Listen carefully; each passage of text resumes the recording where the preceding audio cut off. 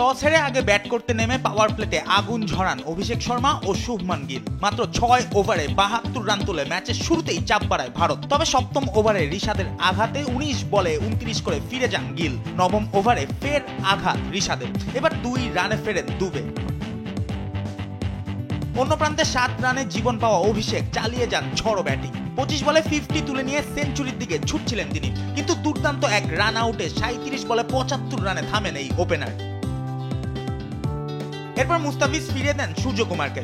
এর মাধ্যমেই প্রথম বাংলাদেশি হিসাবে আন্তর্জাতিক টি-20তে 150 উইকেটের মাইলফলক ছুঁয়েছেন তিনি।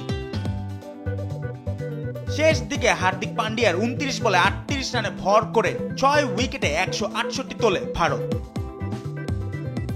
ভারতের দেয়া 169 রানের লক্ষ্য তাড়া করতে নেমে এক প্রান্তে সাইফ হাসানের দুর্দান্ত ব্যাটিং, অন্য প্রান্তে একের পর এক উইকেট হারিয়ে চাপে পড়ছিল টাইগাররা।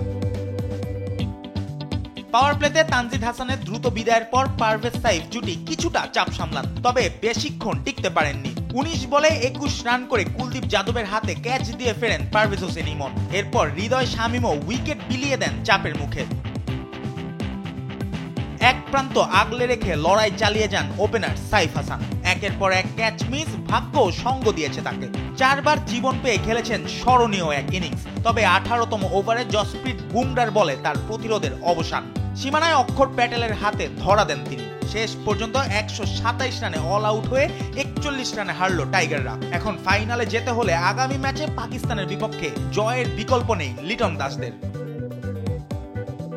জুবায়ের নূর, স্পোর্টস ডেস্ক, দেশ টিভি।